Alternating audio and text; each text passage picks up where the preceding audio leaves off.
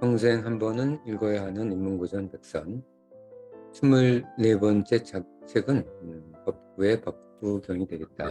법구의 법구경. 부처님의 말씀을 옮겨놓은 책이지. 종교적 색채는 없고 그 속에 들어있는 철학적 교훈, 가치를 찾아보도록 하자.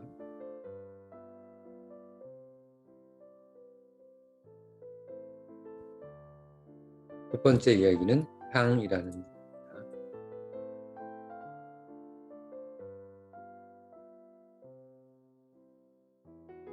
옛날 어느 산 기슭에 바라문족 약 70여 집이 모여 살고 있었다. 그들은 전생에 지은 복으로 받은 업에 의해 이처럼 제도되었다. 그럭저럭 잘 살고 있었다는 얘기지. 부처님이 마을에 도착하여 그의 모습을 보여주었을 때 부처님의 몸에서 나오는 큰 빛을 보고 모두 엎드려 그 모습에 공경을 드렸다. 부처님은 나무 아래 앉아 바라문들에게 물었다. 이 산에서 얼마나 살았고 무슨 일을 하며 살아가는가? 바라문들은 대답했다. 여기서 30여 대를 살았습니다. 저희는 생계를 위해 농사를 짓고 가축을 기릅니다. 부처님이 물었다. 삶과 죽음의 고통에서 벗어나기 위해 그대들은 어떤 일을 하는가?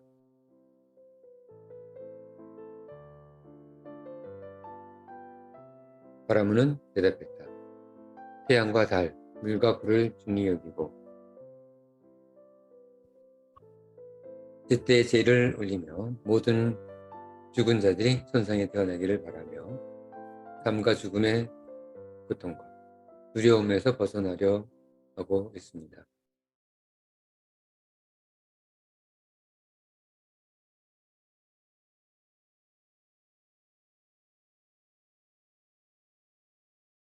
자, 그랬더니 부처님이 이렇게 말했다.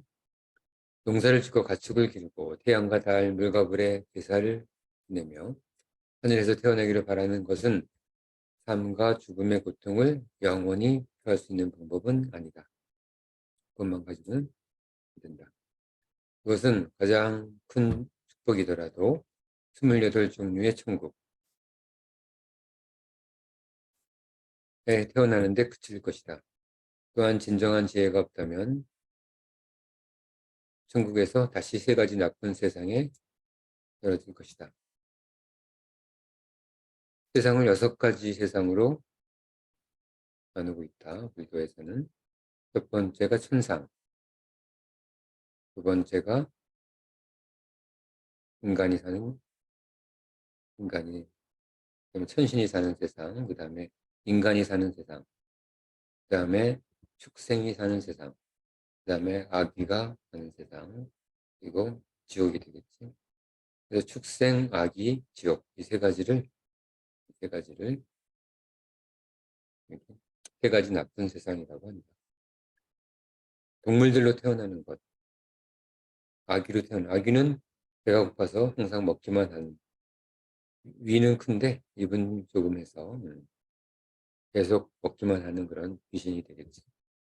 그리고 지옥은 지옥이고 그 3가지 나쁜 세상에 떨어질 것이다. 천국의 천당에 잠시 갈 수는 있겠지만 언젠가는 다시 지옥으로 떨어질 것이다. 추구하여 마음을 깨끗이 하고 고요함의 원리를 실천함으로써 비로소 부처의 세계에 다다를 수 있는 것이다. 부처님은 개성으로 이렇게 말했다. 바람은 이른명은 부처님의 말씀을 듣고 그 의미를 깊이 이해하며 기뻐서 제자가 되기를 원했다. 부처님이 말했다. 그래, 잘 생각했다. 그들이 부처님의 허락을 받고 스스로 삭발을 하고 모두 제자가 되었다. 부처님은 이 비구들과 함께 정사로 돌아오기 위해 출발했다. 정사는 저이지. 그러나 도중에 비구들은 아내와 아이들을 생각하면서 집으로 돌아가려는 마음이 생겼다.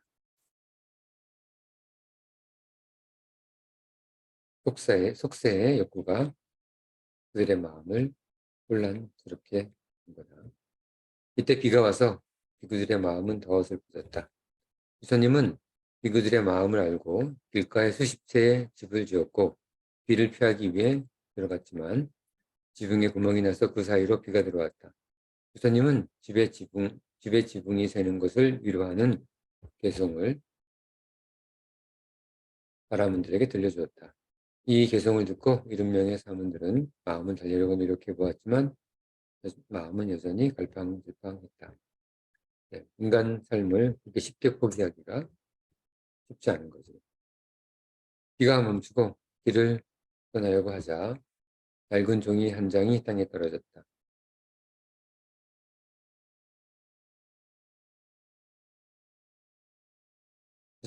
부처님은 비구들에게 그것을 집으라고 명하셨다. 비구들이 부처님이 말한 대로 종이를 집어들었다. 부처님은 승려들에게 물었다. 그 종이에 그 종이는 무엇에 쓰던 종이겠느냐?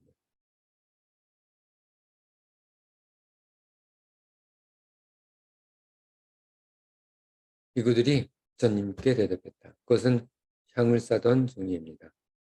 길 위에 버려졌어도 여전히 향이 있습니다. 부처님이 다시 길을 가는데 땅에 짧은 새끼줄이 많이 떨어져 있었다. 부처님은 승려들에게 그것을 집으라고 말씀하셨다. 명계로 비구들은 그 새끼줄을 집어들었다. 부처님이 다시 물었다. 이 밧줄은 무엇에 쓰던 밧줄이냐? 새끼줄이냐? 그랬더니 비구들이 부처님께 답했다. 이 밧줄은 비린내가 나기 때문에 아마도 생선을 묶었던 줄일 것입니다. 부처님이 승려들에게 다시 말했다. 사물은 본질적으로 깨끗한 것이나 어떤 인연을 만나느냐에 따라 죄 지을 일도 하고 복받을 일도 하기도 한다. 마음이 어지고 지혜로운 마음을 가진 사람을 가까이 하면 진리를 추구하는 마음이 자라나고 마음이 어리석고 지혜가 모자라는 사람을 가까이 하면 벌을 받을 일을 하게 된다. 이는 종이와 밧줄이 향을 가까이 하면 향기롭고 생선을 가까이 하면 비린내가 나는 이치와 같다. 조금씩 물들어 몸에 배는데 사람들은 이를 깨닫지 못한다.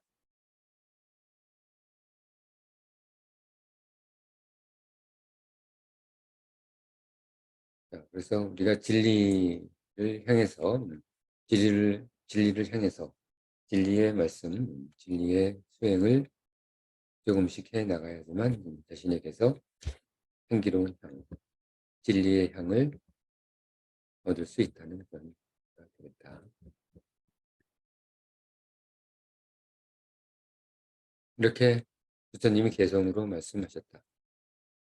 7명의 제자는 이 노래를 반복해서 듣고 나서 확고한 믿음으로 정사로 돌아와 중생제도의 뜻을 세우고 열심히 수행하여 아라한 성인이 되었다. 성인은 4가지로 구성되어 있다. 첫 번째 성인은 수다원, 두 번째는 서다함, 세 번째는 아나함, 네 번째 마지막 최고의 성인 단계가 아라한이 됩니다. 그 다음은 뭐 부처님의 최고의 성인 단계에 도달하게 되었던 거지. 자기 그러니까 보통 속세에서 욕망과 즐거움과 아니 비설신 그런 욕구와 욕망 속에 살게 되면 자신이 뜻한 성인의 반열에 오를 수 없다는 그런 이야기가 되겠지. 자, 여기 첫 번째 이야기, 향에 관련된 이야기다. 두 번째 이야기 한번 보자. 병. 옛날 옛적에 한 장로가 살았다. 그는 오랫동안 병에 들어 쇠약하고 더러운 모습으로 정사에 누워 있었지만 아무도 그를 돌보지 않았다. 그런데 부처님은 500명의 승려를 데리고 몸소 가서 여러 승려에게 그를 돌보게 했다. 하지만 승려들은 나쁜 냄새 때문에 그를 싫어했다.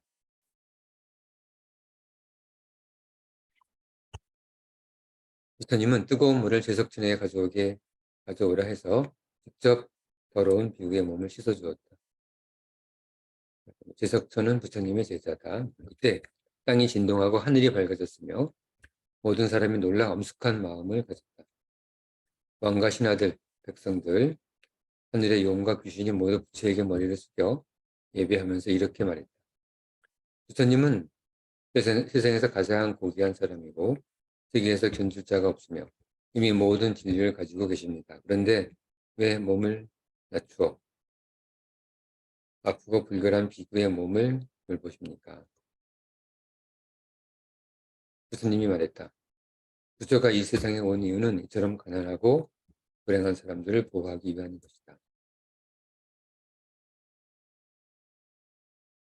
아프고 약한 자나 가난하고 의지할 곳 없는 노인을 돌보면 그 복은 무한하다. 마치 다섯 강물이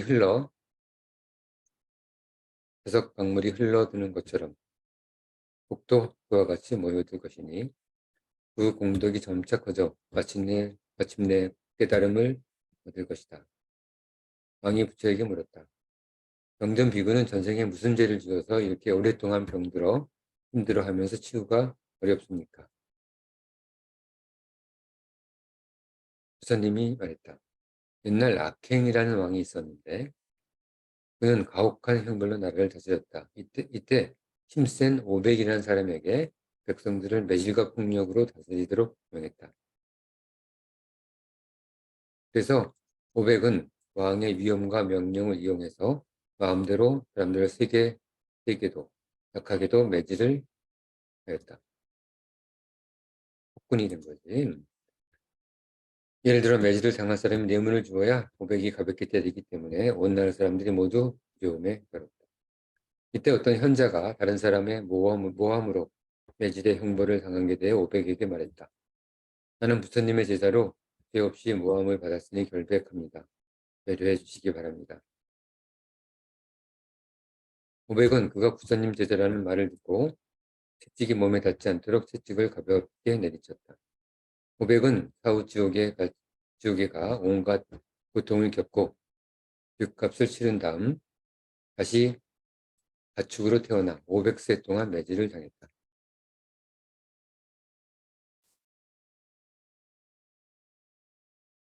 소로 태어나서 매질을 당한 거지. 500세면 500세니까 소의 수명이 30년이라고 하면 1500년 동안 매질을 당한 거지. 자기가 사람들에게 매를 든 대가로. 죗값을 다 치르고 500년, 1500년 동안 다 치르고 사람으로 다시 태어났지만 늘 심각한 질병을 겪으며 고통이 몸을 떠나지 않았다. 남을 아프게 했으니 자기가 병이 든 거다. 당시의 왕은 지금의 조달이고 조달은 부처님을 공격한 부처님을 칼로 베어버린 아주 악한 이. 저는 부처님도 공격을 당하고 살았다. 부처님이라고 아주 고귀하게 산 것만은 아니야.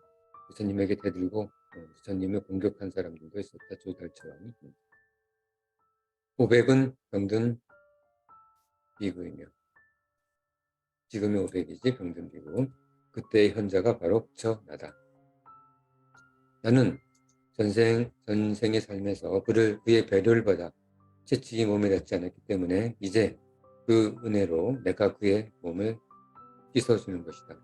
1500년이 지나서 지금 와서 보답을 해주는 거다. 사람이 선이나 악을 키우면 그 복과 재난이 따른다. 이는 죽더라도 또한 죽었다 다시 태어나도 피할 수 없는 일이다. 자, 우리는 이 삶을 조심해야 한다. 언젠가 인과응보를 받게 되었으니까. 부처님이 개성으로 이렇게 말했다. 병들어 아픈 비구는 이 개성과 자기 전생 이야기를 듣고 자신이 한 일을 눈물로 뉘우쳤다. 그러자 부처님 앞에서 아픈 모든 병이 낫다. 그 후 그의 몸과 마음을 진정시켜 성인 벼랑이 되었다. 왕은 이 말을 듣고 기쁜 마음과 믿음으로 5가지 계를 받아 사문이 되었으며 죽을 때까지 배우고 수행하여 성인 수다원이 되었다. 아까 수다원은 첫 번째 성인 단계라고 했었지. 자, 계속 세 번째 이야기 계속되지만 이건 나중에 구경을 읽으면서 한번 이 책이 왜 우리가 읽어야 하는 인문고전 백선인지 판단해 보기 바랍니다. 자, 오늘 수업은 평생 한 번은 읽어야 하는 인문고전 백선 24번째 책으로 법구경을 공부해봤다. 이 책도 마찬가지로 이 도서관이나 서점에서 이 책을 발견하면 꺼내들어서 한번 반드시 읽어보기 바란다. 자, 오늘 수업 여기까지 하고 다음 시간에 다른 책으로 우리 만나도록 하자. 자, 오늘 수업은 여기까지.